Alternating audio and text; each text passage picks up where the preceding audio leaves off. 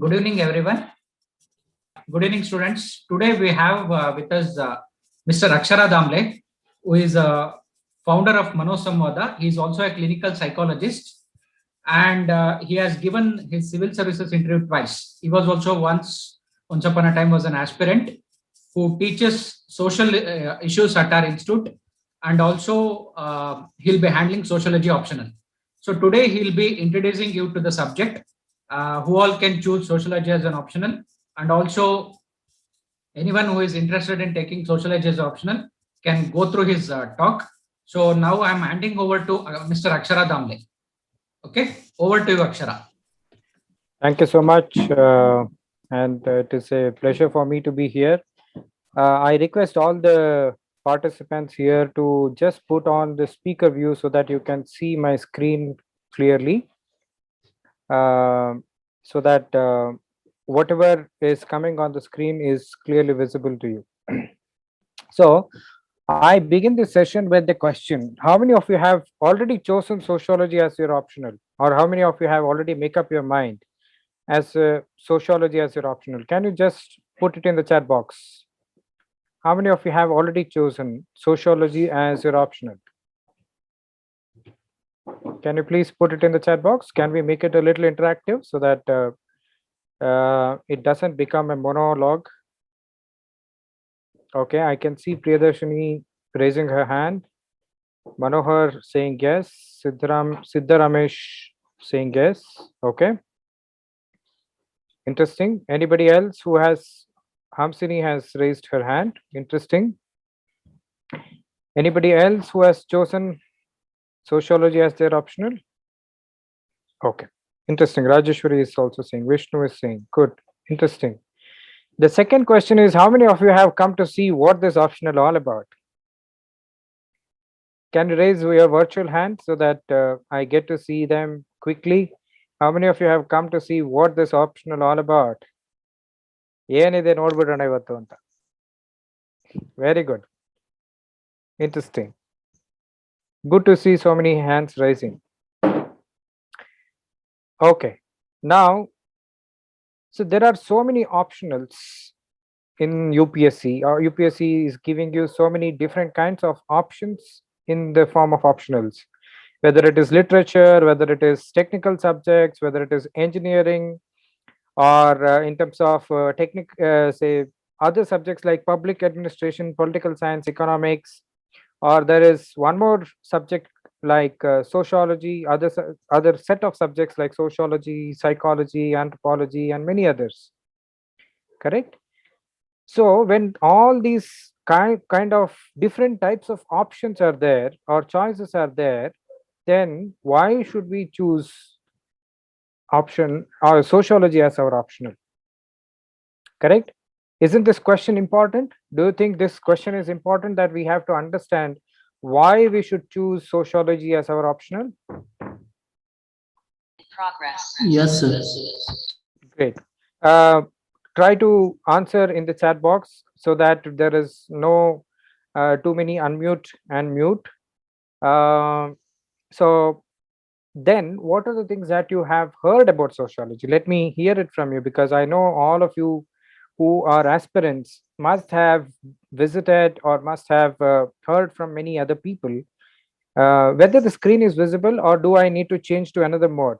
What do you feel? Is it visible? Can you see the screen? Have you all put it on the speaker mode? Yes, sir, it's visible, sir. Great. Okay. So then we are continuing in the same way.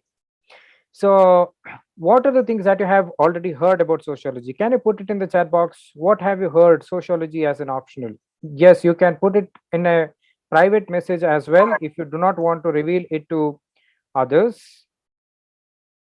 Okay, some of them are saying sociology is very interesting subject. For me, it almost covers 30 to 35% of GS paper. Okay, interesting. Any other answers? What have you heard about sociology as an optional?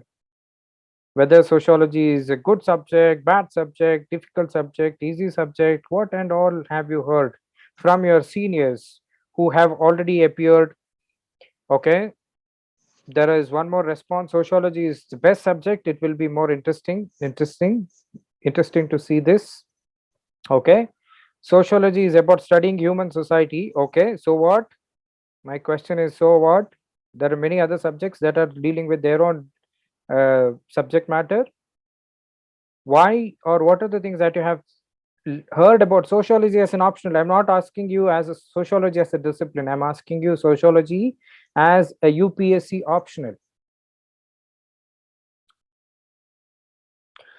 Okay, so generally what we see or what we get to hear in terms of in the UPSC ecosystem, that the syllabus of sociology is very small or short. Do you agree? Yes, Siddharamesh is sharing the same answer there. Easy to cover, less syllabus. So completion of the syllabus is easy. Do you agree with me? Okay. Yes. Then the second thing that we get to hear is limited reference books. You have only a couple of books that you have to refer. You don't have to refer 30 odd books. So one can finish reading the subject very quickly compared to other subject. Right? Okay. And then scoring subject. Of course, people do say that it is a scoring subject. So that's what we want ultimately, isn't it? We want the subject to be scoring so that we can actually get more marks in the long run, and that will help us in getting through the exam. So ultimately, that is what we want. So do you agree with me with that? That sociology is a scoring subject, and that is why we end up choosing it or choosing it, right? Okay, I'm changing the display so that you can see it better.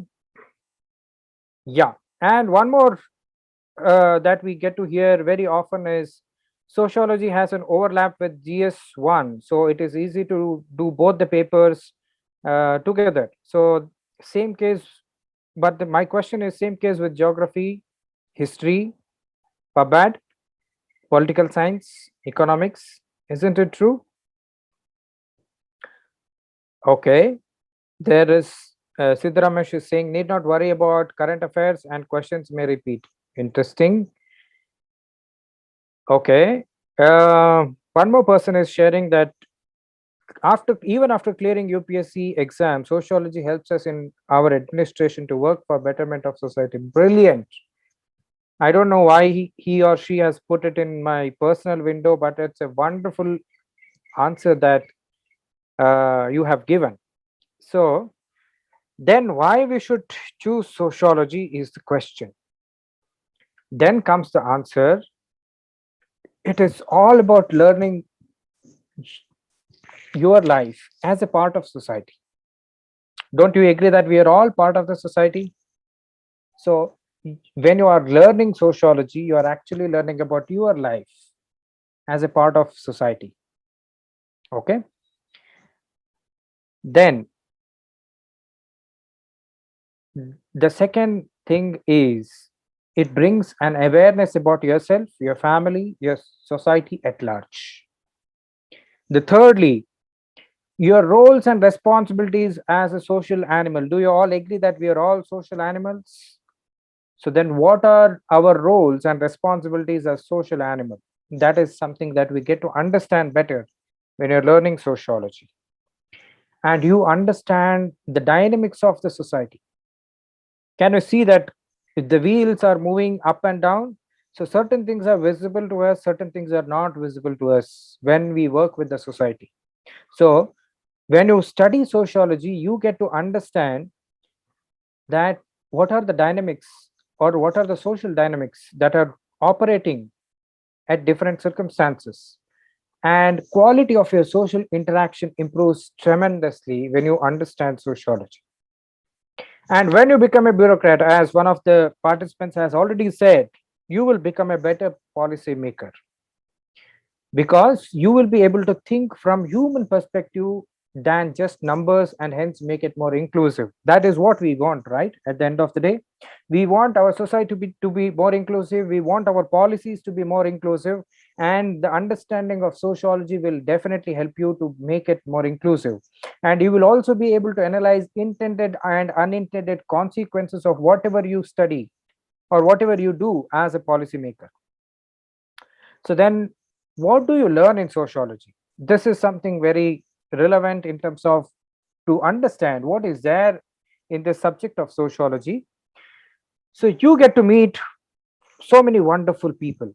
You can see Karl Marx, you can see Emile Durkheim, you can see Max Weber, you can see Talcott Parsons, you can see G.H. Mead on the screen, and you can get to understand what are the things that they have shared, what are the theories that they have shared, right?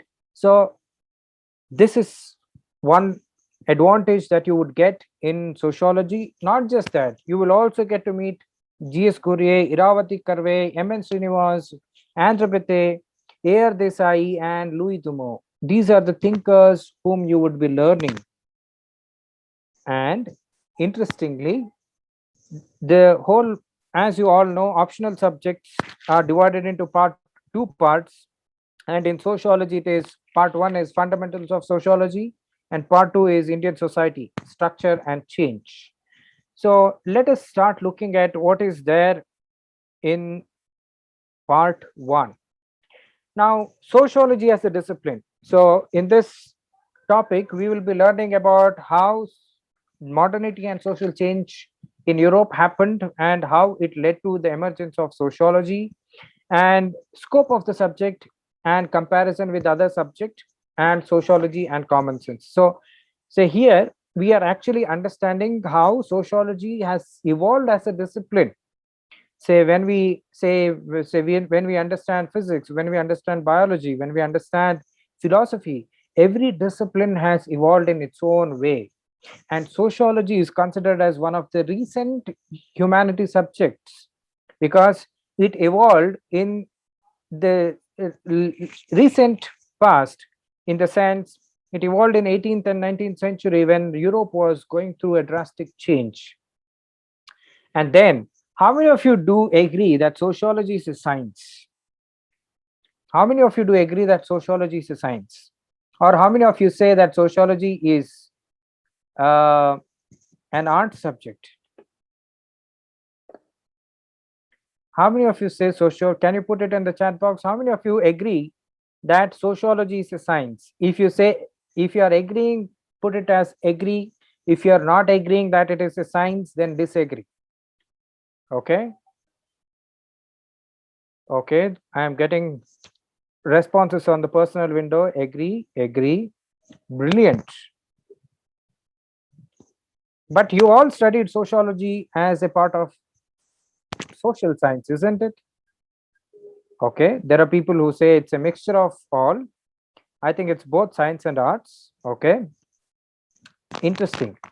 So what happened is, when sociology evolved as a discipline, there was this challenge to sociologists that they had to define, or they had to showcase sociology as a science, because in that at that point of time, science was something that was really valued. So whatever was not science, that was not valued. Even today it is the same, right? When we talk about anything, whether it is modern medicine, whether it is health, wellness, we ask for proof. And a humanity subject wouldn't be able to give proofs, or it wouldn't have a specific subject matter to study.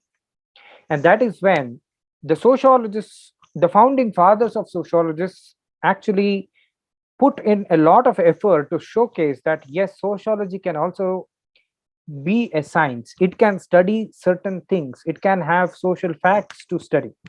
So that is where this topic, or the second chapter, is dealing with all these aspects, like how they try to establish sociology as a science. Then the third aspect is, what are the research methodologies that we utilize in sociology? And this is generally something very similar in other subjects as well. It's not like uh, it's not something very different from other things, because here you are basically understanding qualitative and quantitative methods, which are mostly uniform in all humanitarian subjects, and techniques of data collection, whether it is interview method or whether it is questionnaire method. So there are multiple methods which can be adopted, and different types of sampling would the ways of putting up a hypothesis and doing a research. So these are the things that are covered in this chapter. And the fourth chapter talks about the social thinkers, the ones whom you met earlier, the Karl Marx, Mr. Emile Durkheim, Max Weber, Talcott Parson, Robert K. Merton, G.H. Mead, and so on. And then what you're going to learn is stratification and mobility. So in the fifth chapter, you're going to learn how our social system or how our society has been divided into multiple forms based on equality, inequality, different hierarchy, exclusion, poverty, deprivation, and what are the different theories of social stratification, in the sense, what does Marxian theory says, what does Weberian theory says, what does functionalist theory says. So basically, we are looking at stratification in terms of class, caste, status group, and so on, and understand how do we actually look into it from different perspectives. It's like looking at the same thing from different lens. So that is what is there in this chapter. And the way social mobility happens, social mobility is like moving from one class to another class. Say, say there is a saying that you may be born poor, but if you die poor, then it is your problem. Haven't you heard of these kind of statements? That is because there is a scope for somebody, or for a person, to move from a lower class to an upper class through his or her efforts. So that is what we will see in the chapter 5. And in the chapter 6, we will start expanding our horizon and see what are the different social organizations of work, what is feudal system, what is industrial or capitalist society, and how formal and informal organization of work takes place, what are the challenges of labor and how society takes care of them. And when it comes to politics, how many of you are interested in politics? Can you just put it in the chat box? How many of you are interested in politics? Okay, I can see few hands raising there. Interesting. How many of you really want to become politicians? How many of you want to become politicians? Great, good to see. So is it, can I interpret it as the bureaucracy, or whatever you're aspiring for is just a matter of time, that you want to make name and fame and then slowly jump into politics? Is it true? Okay, exactly. Few people are interested to become politician, and they are taking bureaucratic channel to become politicians. Interesting. I appreciate your courage and also honesty in agreeing for that. Interesting. And when it comes to politics and society, we look at theories of power. How do we look at power in a social system, and who are power elites? What does bureaucracy do in this power uh, politics, and pressure groups, political parties, and how do they function in terms of power in society? And there are other concepts like nation, state, citizenship, democracy, civil society, ideology, and other things. And also something that you can see in general, like, say, we can see protests happening. We have recently seen farmers protests in the country. We have seen different kinds of agitation, students agitation, and we can also understand social movements. Don't you think social movements are also part of power struggle? For example, after Janlokpal bill, what happened? That we saw an evolution of a new party in the form of Aam Aadmi Party. So that is how we actually understand how politics is playing around in the society, and how collective actions and revolutions are also contributing in the society. So this is how you are actually observing the whole thing that are happening around you. And when it comes to religion and society, how many of you believe that religion is a science or it is a dogma? How many of you agree that it is a science? You can put it as science if it is a uh, kind of faith, but not true. Then you can say it's not true. It's not science. It's not scientific. So in this chapter, what we do is we understand theories of religion. How do we look at religion? What are the roles that religion plays in bringing society together? So, for example, whenever there is a festival, don't you see that all people come together? When there is a Ganesh Chaturthi or when there is Muharram, everyone of that religion come together, right? And in fact, many times you can see interreligious people also join together for celebrating the same festival. Okay, there is a private message coming to me saying religion and science are indeed incompatible. Religion and science both offer explanation for why life and universe exist. Science relies on testable empirical evidence and observation. Brilliant, brilliant observation. Thank you for sharing this. I am not revealing your name because you have shared it on the private chat. But if you permit me to reveal the name, I can call upon the name because whatever you are sharing is really valuable.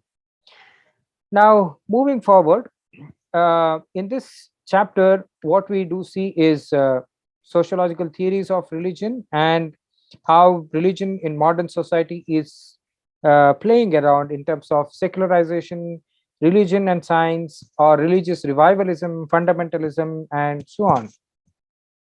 And system of kinship. How many of you have an understanding of kinship? Like what is family? What is household? What is marriage? And types of different forms of family, like matriarchal family, patriarchal family, matrilineal family, patrilineal family. So there are different types of lineages and descent that we can see. And contemporary trends, how kinship is taking different forms in terms of modernization of society. So these are the things that we will be learning in the chapter 9. And in the chapter 10, we will be seeing how society is changing with the modern world. So sociological theories of social change, development and dependency, and how education is playing a role in social change. Do you agree that education and science as well as technology are contributing to the social change? That our mindset, our ways of dealing with people, our social interactions have changed dramatically with the contribution of education and science, isn't it?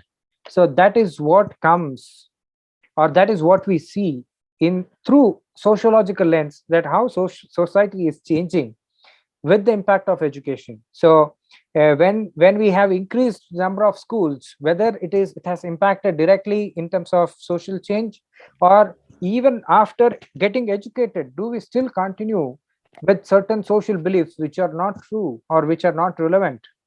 Correct. So you might be seeing extremely educated person also not appreciating gender equality. Yes or no? So that is when the questions arise, like whether education is really contributing in the social change. So these are the debates that we will be learning through these topics in the chapter 10. And then we move on to the part 2, that is paper 2, which is Indian society structure and change. Before moving on further, who is that person who is yawning very deeply? Interesting. Now, before moving on to the second part of the syllabus, do you have any questions to ask right now? Is there anything that you didn't understand or you need some more clarity about anything till now? Ask me by unmuting or putting in the chat box, so that I can address them here itself and then move on to the second part. Any questions that you have? Sir, Yes, go ahead. it's MGR. Sir, is sociology subject? Sociology subject score ಮಾಡೋಕೆ ಯಾವ ತರ ಅಂತ ಹೇಗೆ help ಆಗುತ್ತೆ ಅಂತ ಕೇಳಿ. Score ಮಾಡೋದಕ್ಕೆ ಹೇಗೆ ಹೆಲ್ಪ್ ಆಗುತ್ತೆ ಅಂತನಾ? ಹಾ ಸರ್. ಸ್ಕೋರ್ ಮಾಡೋದಕ್ಕೆ ಎಲ್ಲ ಆಪ್ಷನಲ್ಗಳು ಒಂದೇ ತರಪ್ಪ. There is nothing like this optional is scoring, this optional is not scoring. Because every year UPSC comes with its own strategy to normalize every subject, every optional subject. So earlier it was believed that literature is going to give all the results.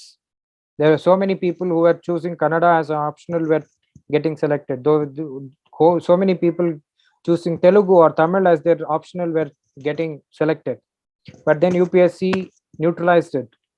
So I can teach you how to score best in sociology, but don't consider any subject for that matter, not just sociology. I'm saying ಯಾವ optional ಆದ್ರೂ ಕೂಡ ನಿಮಗದು ಇದು scoring ಅದು scoring ಅಂತಿಲ್ಲ, ಎಲ್ಲವೂ ಒಂದೇ ರೀತಿಯಾಗಿ level playing field ಅನ್ನು ಅದು UPSC ಮಾಡ್ತದೆ. ಅದಕ್ಕೆ ಅದ್ರ ಬಗ್ಗೆ ನಾವು ತಲೆ ಕೆಡಿಸ್ಕೋಬೇಕಾಗಿಲ್ಲ. That is why I am saying don't choose sociology because it is a scoring subject. Choose sociology because it helps you in the long run. Okay, any other question?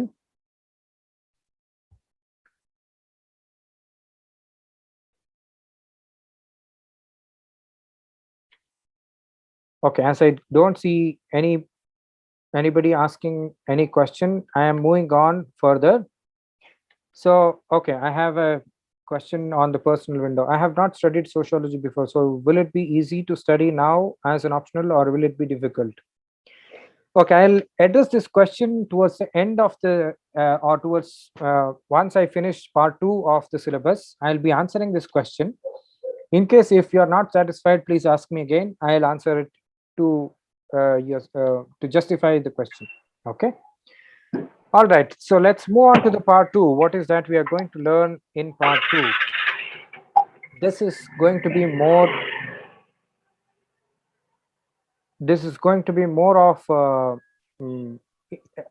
of interesting things to us, because we will be learning what is happening around us. Okay, so here we will be understanding perspectives on study of Indian society. So Indian society is considered to be very diverse society where things change, culture changes every 15-20 kilometers. So that is why Indian society is more complex to understand, because it is a culmination of different types of hierarchy. It has caste system, which is more authentically called as jati, and we also do have class system. So that is why it becomes more complex to understand, and that is where the contribution of thinkers like G.S. Gurye, M.S. Srinivas, and A.R. Desai comes into picture. And India, being a colonial country at one point of time, has got extremely impacted by the British and other colonial rulers like Portuguese, French, Dutch, and so on. So what we would be understanding is the social background of Indian nationalism, and how modernization of Indian tradition happened, and how Protestant movements during colonial period started coming up, how people started understanding the social movements that were happening in British, and how they started in Britain, and how they started inculcating it in the Indian society, and what are the ways social reform movements were also happening during that time.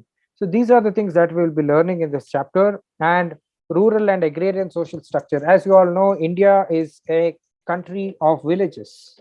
So it is very important for us to understand the idea of Indian village and how villages have evolved in different parts of the country. I have studied villages personally, going to villages in Uttar Pradesh, villages in Gujarat, villages in Maharashtra, villages in Karnataka, villages in Tamil Nadu. So I have studied villages in different parts and could see a significant difference in the way they have evolved. So in the same way, sociology helps us to understand how villages have evolved, and what are the agrarian social structure, and how land tenure system or land reforms have contributed in the social change. And what is caste system? This is something very, very strongly we will be studying in part 2. That is because jati system is significantly are evidently seen only in India. So that is what we will be studying, and their perspectives and features of caste system, and how untouchability was practiced, and how it had its implications on the psyche of the people who were being exploited. Then we see tribal communities in India, how they are located, or where are they located, and what are the definitional problems that we have, and where are the spread. So here you can actually use some knowledge of polity also. You will be studying schedule 1, schedule 5, and schedule 6. So all those things can be, or can also be related here.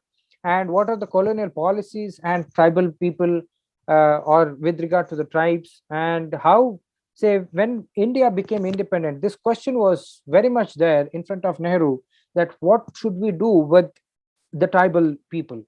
Then he adopted a 5 principle formula in order to appreciate the tribal culture. So that is called as Panchashil Tattva for tribals.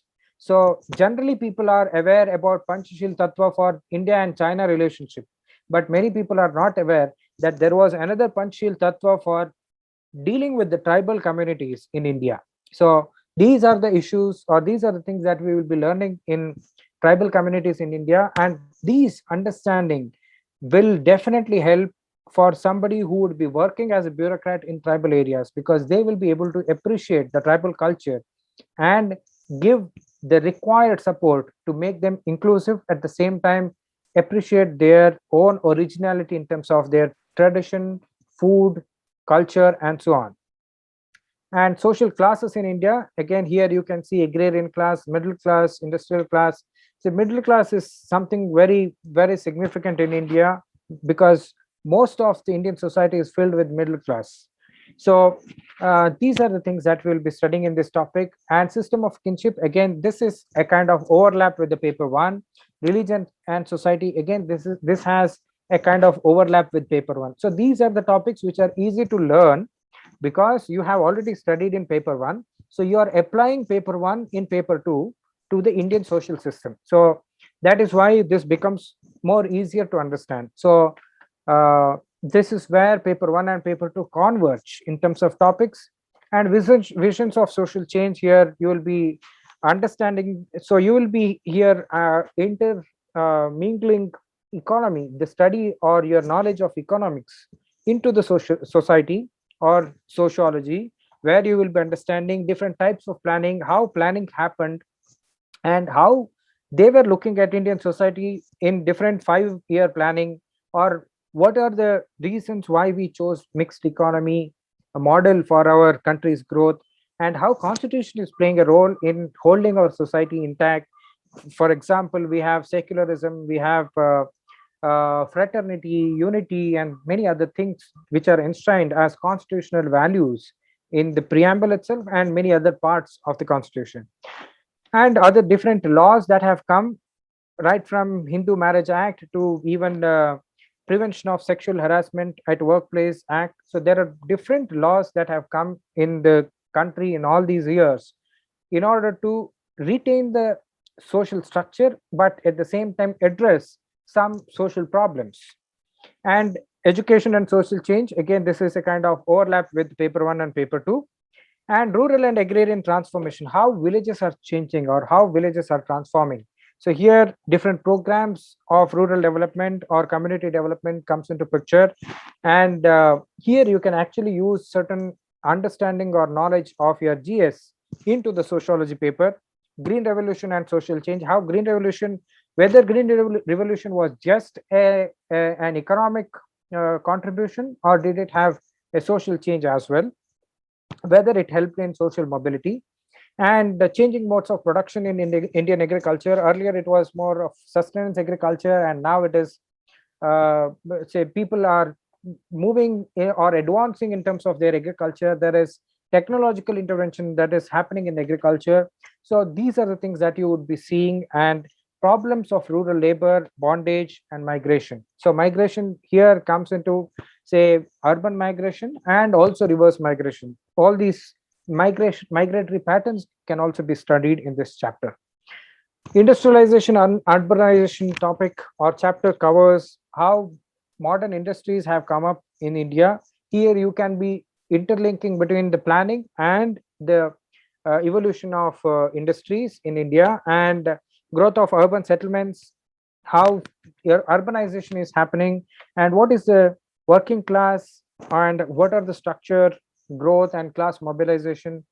What are slums, how people are living in slums, and what are they deprived of in urban areas. So these are the things that you will be learning. So on the one side you are learning villages, on the other side you are learning urbanization. And then politics and society, here also it's overlapping with paper one. So couple of topics which are there in paper two are mostly overlapping with paper one, so you can club these topics and learn together, so that you don't have to learn the same chapter or same concepts in two different ways. Social movements in modern India, so peasant movements, farmer movements, or women movements, or backward class movements. So these are the different types of movements that we will be studying. When it comes to environmental movement, we will be starting from many farmer movements, and also uh, movements like Chipko movement, which was initiated by Sundarlal Bahuguna and his friends. We recently lost him, but these are the movements that we will be studying and understanding how movements or social movements have contributed in social change. Population dynamics is population is something that we have to study, because people are part of the society or major chunk of the society that we are going to study. So we have to understand what is population size, what is population growth, how these are contributing in social society. Say for example, many people do say that India is burdened with overpopulation. Yes or no? Isn't it? So then, but then there are people who say that it is kind of it's a resource for us, we don't have to consider it as a burden. So there are different say people may say demographic dividend, some people may say demographic burden. So it is up to us how do we look into it. But here we will be looking at from purely sociological perspective, in terms of how these population dynamics are contributing in our society, and what are the challenges of social transformation. So here, what are the crises of development? We say we are developing in terms of economy, in terms of society, but what really happens through development is something that we really need to look into. Today, in today's Hindu newspaper, you can see one big article where they are talking about a Coca-Cola factory which has been turned into a COVID hospital. So there you can see how probably an industrialization, which is considered as a development from economic perspective, is also causing kind of social disruption because of lack of drinking water and many other things. In the same way, when dam was constructed across Narmada, a lot of people got irrigation, but at the same time, so many tribal villages or even other villages for that matter had to get displaced because of this development. So that is where this topic becomes very, very relevant. So whenever we are thinking of doing a development or developmental activity, we need to understand whether this development is really contributing to the society, whether it is really inclusive, and what are the unintended consequences. Unintended means something that you do not foresee or something that you do not want it to happen, but still it happens. So what are these consequences? So this is something that we will be learning in this chapter, and how poverty, deprivation, and inequalities are also a challenge for social change or social transformation. Violence against women, caste conflicts. Even today, you can see caste conflicts happening in different parts of the country. You will be able to see this in newspapers if you are regularly reading newspapers. And apart from that, ethnic conflicts or communalism, regional religious revivalism, these are the things that you will be seeing in this chapter. So isn't it more like a story of our day-to-day life in a more systematic manner when you are looking into the whole syllabus? It's like you are seeing into social structure, you are seeing to stratification, you are seeing to social change, you are seeing agrarian society, you are seeing urban society, You're seeing how religion is playing a role. So isn't it a story of something that is really happening around us? That is why a great sociologist called G. Howard has said, history is past sociology and sociology is the present history. How beautiful it has been put. History is the past sociology and sociology is the present history. So that is why sociology is a very interesting subject. So now let us look into, where do we build content for sociology optional? So somebody was asking how to score well in sociology, how to get good marks in sociology. So let us understand where to build content. So first of all, books to refer. NCRT, as you might have got tired by now, that everyone, whoever comes as a guest faculty or whoever comes as a mentor, everyone will say read NCRT. It holds true for sociology as well. Why? Why? Because NCRTs are the fundamentals. So they provide the base. So whenever we talk about constructing a building, don't you think that base should be very strong? So these NCRTs provide fundamental, or provide a very good base for you to understand the subject. And then you can build upon whatever you know based on the foundation that you have formed. So NCRT of 11th standard as well as 12th standard have to be studied very thoroughly. And then you have Haralambus. Generally, I prefer, or I generally suggest that this orange color book is sufficient. But in the recent past, they have stopped putting it into the market, and only the blue book is available in the market. The blue book is little heavier, little more elaborative in nature, but reading one of these books is essential so that you get a perspective towards sociology. Just like G.C. Leong is a compulsory book to understand geography, I feel Haralambas is a book that is compulsory to understand sociology in a more systematic way. And then you have IGNO materials, both BA and MA. Here I am what I'm suggesting is, you don't have to read the whole material as such, but there are certain topics which are not even covered both in NCRT or in Haralambas. Those are the topics which are covered in IGNO materials. So that is where you can refer to them and understand the intricacies and then go forward.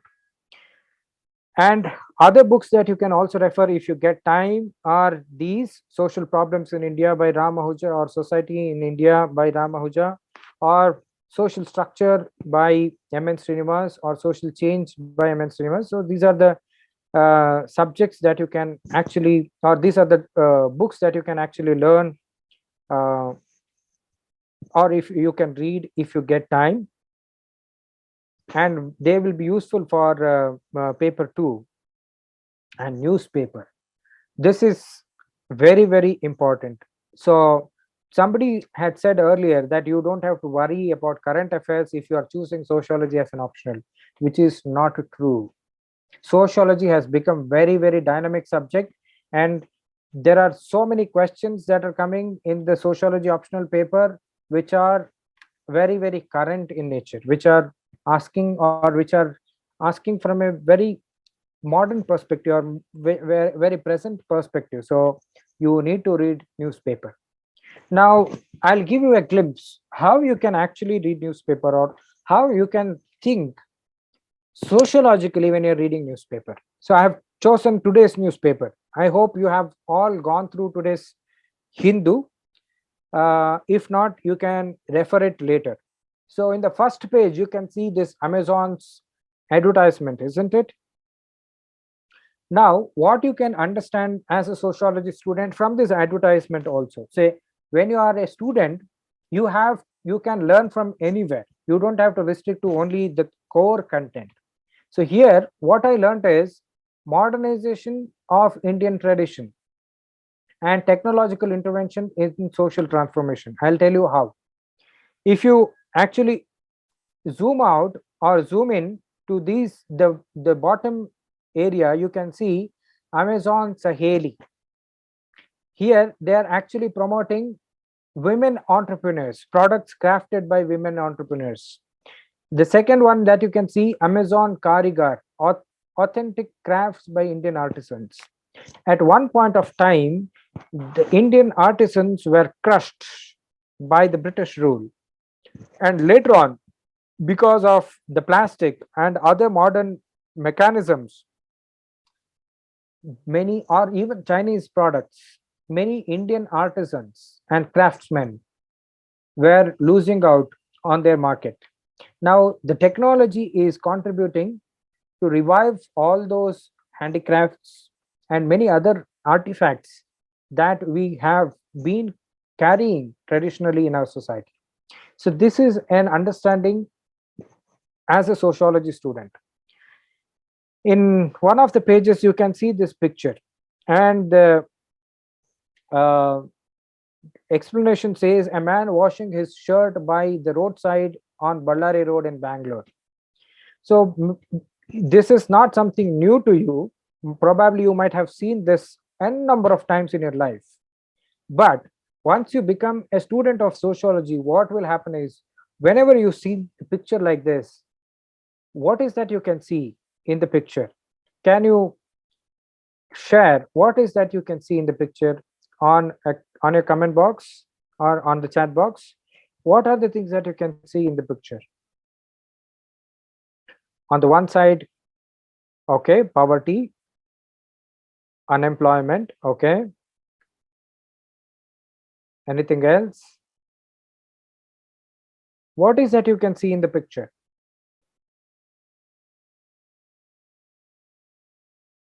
Economic differences, a car and the man struggling for life. Brilliant, brilliant. And also, if you look into the car is it's an AC car. So the people inside the car are enjoying air condition.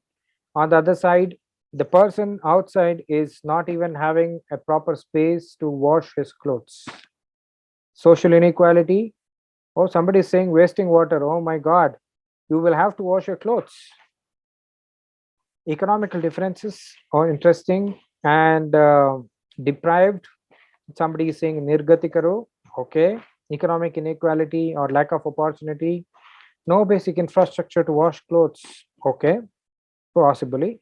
Primarily, there is no infrastructure for him to stay, I suppose. And we are not sure. But looking at the picture, maybe he's a migrant laborer.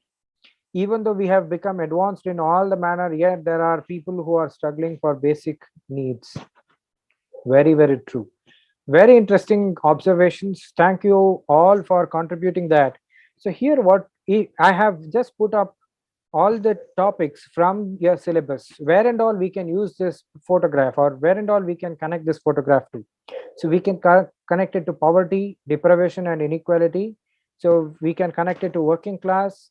So their class mobilization, we can look into informal sector, and we can also look into slums and deprivation in urban areas. This is definitely a picture from Bangalore.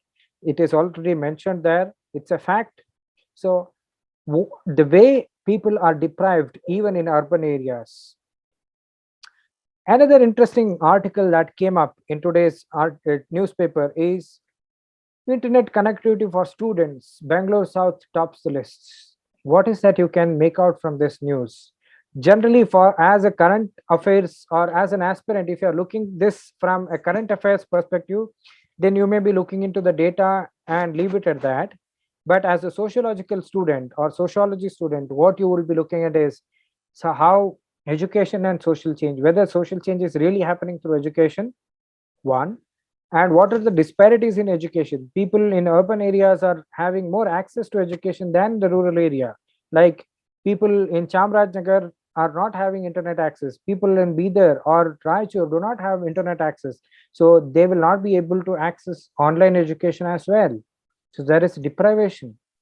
And there is also rural urban divide that you can see, because the top list includes Bangalore South, Bangalore North and Udupi. So if you look into this, it is primarily the urban areas which are dominating internet connectivity, whereas the rural areas are missing out. So this is a clear condition of rural-urban divide. And finally, apart from all these materials, what you also need to do is observe. Whether it is when you are walking, whether you are traveling in a public transport, if you are just sitting in a park, or whether you are in a market, or whether you are driving, or whether you're traveling through any vehicle, you just need to observe people and the way they behave in a social system. That is something very, very important as a sociology student. Now I'm open for question and answer. Let me know what are the different questions that you have.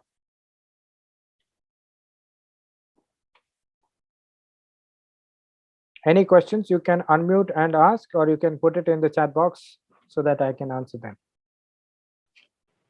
Good evening, sir. Good evening. Sir, when we look at sociology subject, it is very common these days that many of them are opting for sociology. But the thing is, like, we all rely on like all similar assets or similar reference books and all. So how can we have a different approach towards the questions that come up in the examination? Very interesting question. So here, the last thing that I said, if you are a very keen observer of society, the examples that you will be bringing into your answer booklet will be very much different from those who have referred the books and writing an answer. So if you want to really become an original answer writer, where your originality is seen, which is in relation with the topic, and you are justifying the question, if you have to do it, then you have to club all these materials and then observation. Observation is very, very important, and then pick up from current issues. A lot of students miss out on reading newspaper from a sociological sense. People read newspaper just as a current affairs material. So if you want to make your answers unique, couple of if you join the classes, then the teacher will be certainly say in India for IAS, it's me, but anywhere else the teacher will be giving you certain perspectives. One. Secondly, the more you think about everything that is happening around you, you will be able to critically analyze them and then answer the questions in different ways. So that is where the observation plays an important role in making your answers unique. Okay, sir. Thank you. So in my classes, I give a homework to observe society, certain things. I'll give certain themes and then ask the students to observe and come back and share in the class. That is when you will start observing the society. Otherwise, even after reading Harlambas 10 times, you will not observe the society. Then you will write whatever the examples that Harlambas has given in his book than writing your own examples.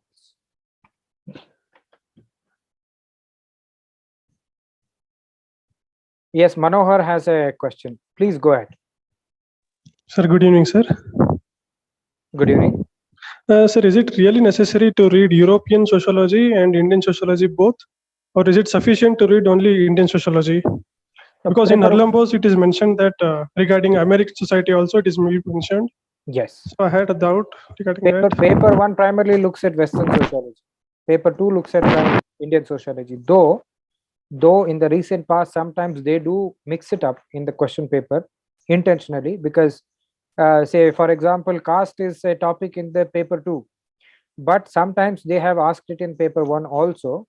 But as a student of sociology, you will have to understand both Western sociology as well as Indian sociology, because sociology as a discipline initially evolved, though say there are there are arguments that Indian society has been studied in a different way in our traditional ways. But again, as a subject or as a discipline, we have to know both Western and Indian sociology. Thank you, sir. whether no question mean that, okay, I have a couple of questions coming in the chat box. I'll read them out. I'm interested in both polity and sociology, but I believe that for polity, we need not spend more time when coming to optional subject because we already read it as GS paper. I'm confused to choose optional. Will you clarify? First of all, I don't know if polity as either you have political science or you have PubPad as optional subject. Polity is not an optional subject in mains, one. Secondly, it is, say, the approach for writing a GS paper and writing an optional paper are two different things.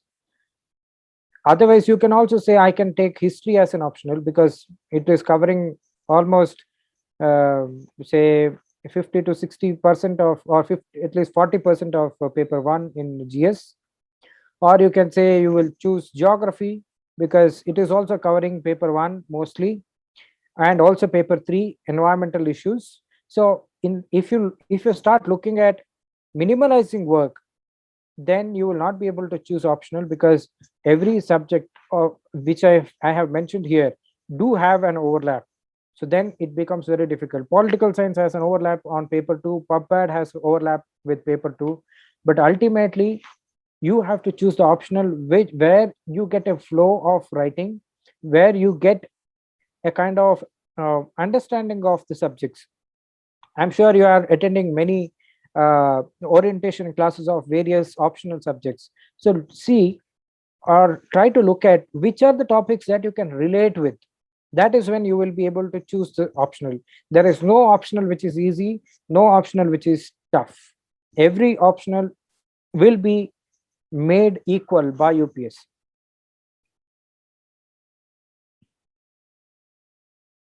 Any other questions? Again, there are questions on what percent of sociology overlaps with GS paper. I'm not going to answer this question because again, it's not really relevant, but paper 1 has specific topics in the name of Indian society, which is purely sociology optional part.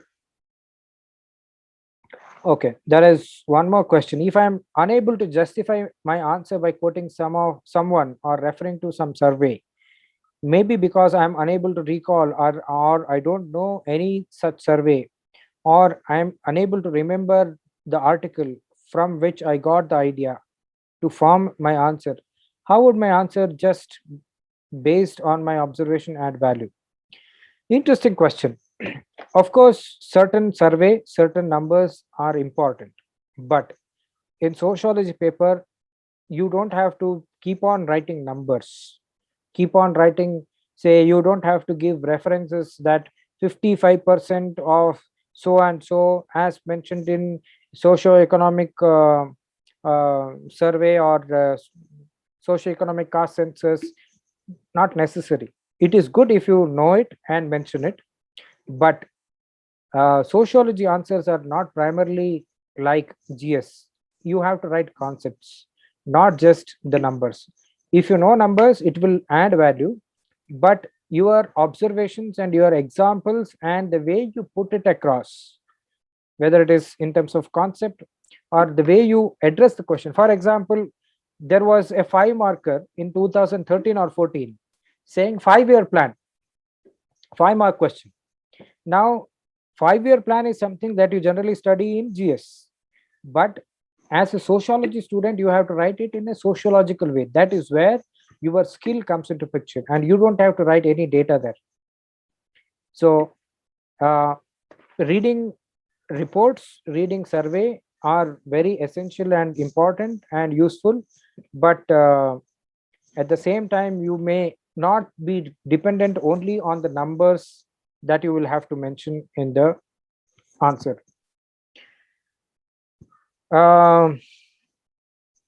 ಕನ್ನಡದಲ್ಲಿ ಕೆಲವಾರು ಪುಸ್ತಕಗಳಿವೆ, ಅವುಗಳ ಬಗ್ಗೆ ಸಮಾಜಶಾಸ್ತ್ರದ ಬಗ್ಗೆ ಚಾಣಶಂಕರ್ ರಾವ್ ಅವರು ಒಂದಷ್ಟು ಪುಸ್ತಕಗಳನ್ನು ಬರೆದಿದ್ದಾರೆ. ಡಾಕ್ಟರ್ ಚಂದ್ರಶೇಖರ್ ದಾಮ್ಲೆ ಅವ್ರದ್ದು ಒಂದಷ್ಟು ಪುಸ್ತಕಗಳಿವೆ, ಆರ್ ಇಂದಿರಾ ಅವ್ರದ್ದು ಒಂದಷ್ಟು ಪುಸ್ತಕಗಳಿವೆ. ನಿಮಗೆ ಸ್ಪೆಸಿಫಿಕ್ ಆಗಬೇಕು ಅಂತ ಆದ್ರೆ ಆಮೇಲೆ ನೋಡಿ ಹೇಳ್ತೇನೆ. ಯಾಕಂತಂದ್ರೆ ನಾನು ಸೋಶಿಯಾಲಜಿನ ಓದಿದ್ದು ಇಂಗ್ಲಿಷ್ನಲ್ಲಿ. ಆಮೇಲೆ I can refer it once and tell you what are the books that you can read, but I know the authors. But specifically, if you are asking for one or two books or a couple of books, I may have to check. So another question, I have not studied sociology before. Will it be easy to study now as an optional, or will it be difficult? I had also not studied sociology when I took optional, but I had scored somewhere around 255 or 260 marks in sociology, and 270 was the highest of that year. So that is possible. So it is all about how you learn, and sociology as a subject is very, very interesting because you get to see things around you, you get to witness things around you, and you can relate with whatever you have learned in the class. So that is when it becomes easy for you to understand the sociology in a better way than understanding philosophy maybe. So it's all about how much effort that you are going to put. But it will not be difficult. But of course, to a certain extent, if you are a pure science student who does have only experience of writing answers only in points, then you will have to do a little more extra work, because in UPSC you will have to have mixture of paragraphs, pointers, flowcharts, and so on. So it's a skill of answer writing. But if you want to understand the subject, it will not be very difficult. Sociology can help in ethics paper as well, with its focus on human nature, behavior, and society. The subject also helps to a great extent in writing on social issues topic in GS and the essay paper. It is considered more scoring than political science and IR. Of course, I agree with you. It say any sociology student can write a better essay, because in all the essay topics that you would get, at least one or two topics will be purely from sociological perspective or social issue. That is when, if you are using sociological understanding, then you can have a better flow in terms of your essay, which will definitely make it more attractive. So I agree with your point. And sir, when will we get an opportunity to meet you in person at India for IAS? Once things are normal, I'll be there regularly, at least once or twice a week. Okay, sir, how should be our answer in optional subject? In what way we have to write the specific answer for the question? Yes, this is something that I can teach you once you are in the classes. But if I have to just briefly talk about how your answers should be, answer can be a mixture of paragraph and pointers, and answer should be specifically addressing the question that is asked, but not just that, in a sociological sense.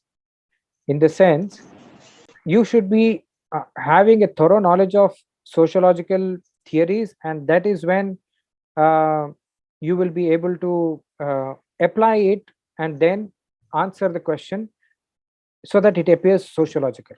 As I said, say 5-year plan or Indira Awas Yojana, or they just put some social schemes in as a 5 marker. That is when you have to be very thorough with your sociological understanding. Otherwise it will become a kind of GS answer. So you have to ensure in sociology paper you have to make the answer look sociological.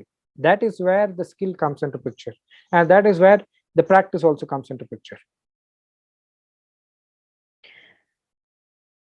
Yeah, you can approach me through India for IAS. I am available at India for IAS Bangalore Center. And in case of say if there is say if the pandemic continues, and if we have to witness 3rd wave and 4th wave, or Delta virus is also spreading, then we may also continue online. So wherever you want, we can I am available. Any other questions? Thank you, Manohar. Hope I could answer all the questions that you had in your mind.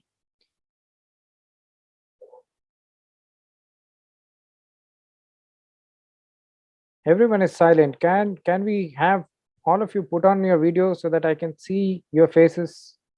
The young aspirants will be having a lot of charm in their faces, so I just want to get more electrified with all your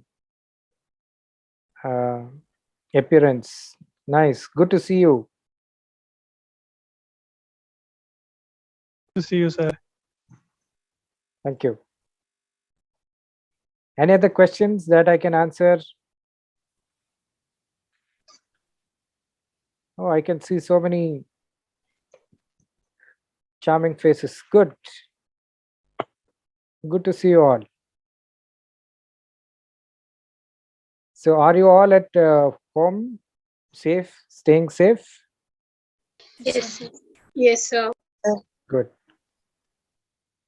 Any other questions with regard to sociology?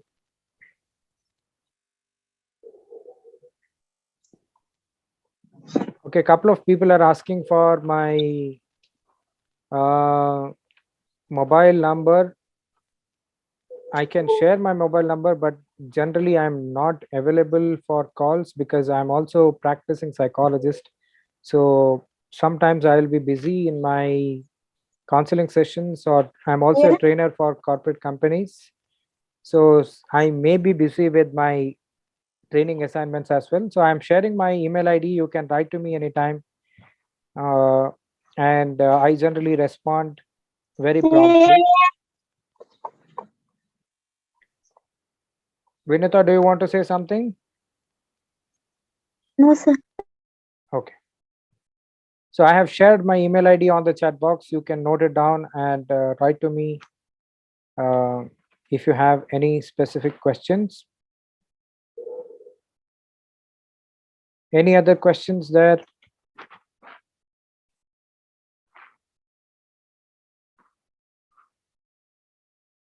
I'm seeing somebody is writing on the personal window. Let me just hold on.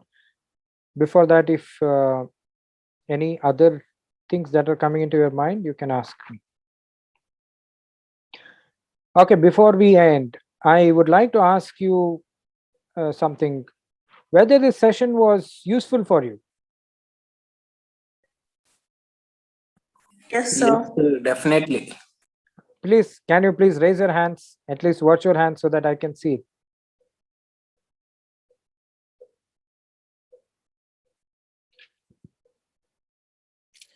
Good to see that.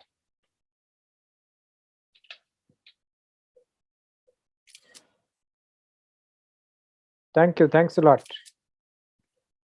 I would be very happy if the session was useful so that you could get an understanding of what is the subject and how do you have to approach.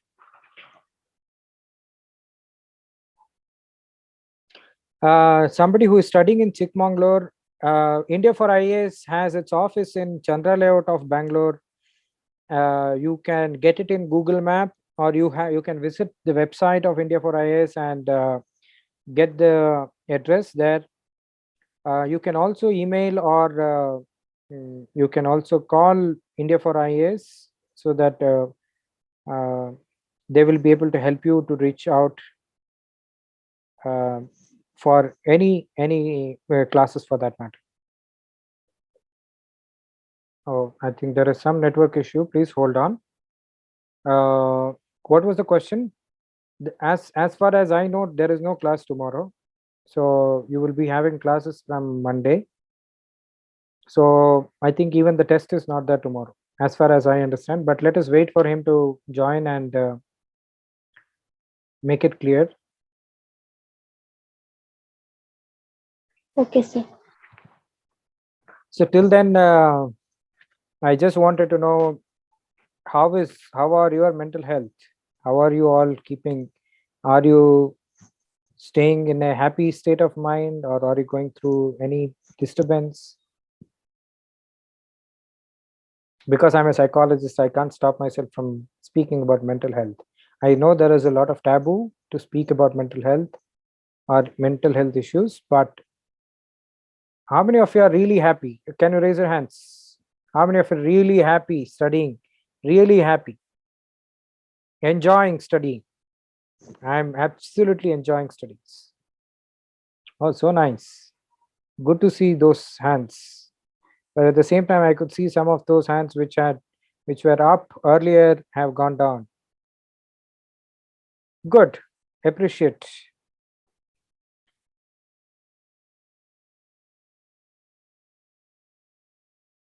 Okay, somebody is saying really happy with the studies, but not with the situation.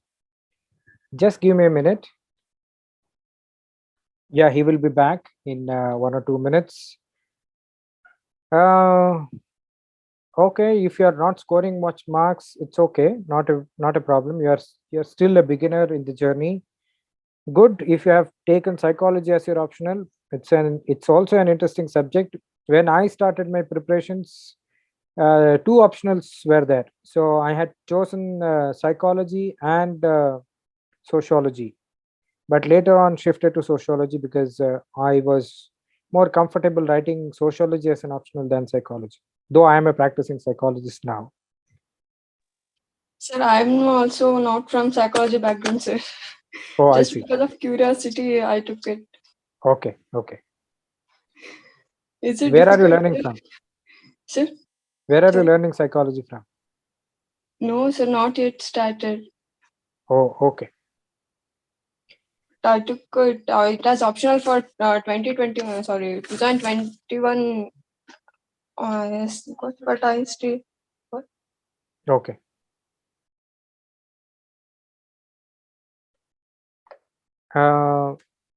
Varshini, what do you know? What do you want to know about psychology? As an optional or as a subject? No, sir, I'm just curious to know about that, sir.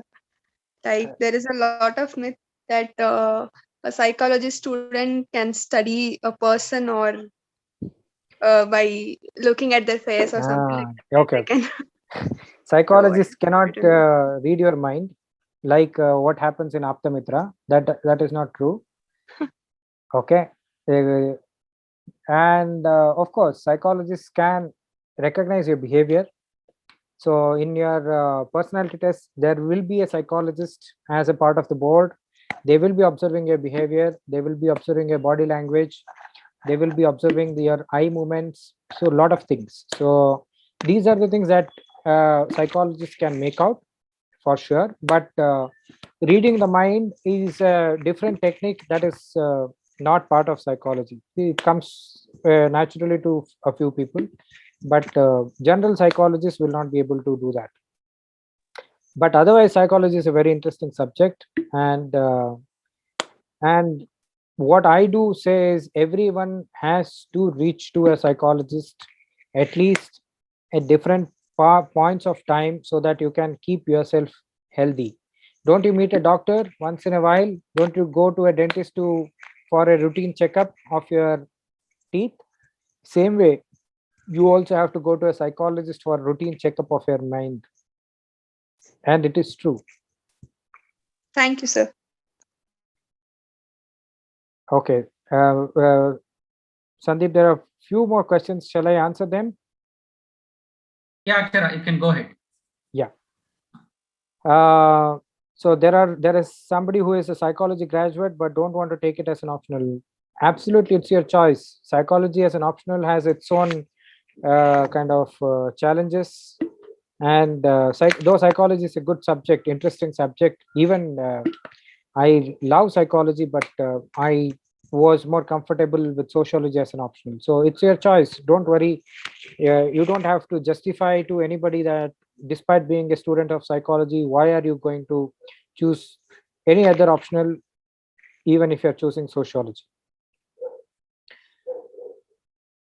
Oh, there is one more psychologist here. Interesting. Okay. Even if you have an MA in psychology, you can still choose sociology as an optional. No problem. You can interlink your psychology knowledge into sociology so that you can make your answers a little more unique in terms of addressing the question. That will be appreciated by the examiner. Somebody is asking my educational qualification. I am an MSc in psychology, and then I have also a diploma from Tata Institute of Social Science in Governance. I have already given the book list. Somebody is asking for the book list of sociology. I had given towards the end of the presentation all the NCERT books, 11th and 12th, Haralambas, and 4 or 5 books I had listed for understanding Indian society. Do you want me to share the screen again, or did you miss out?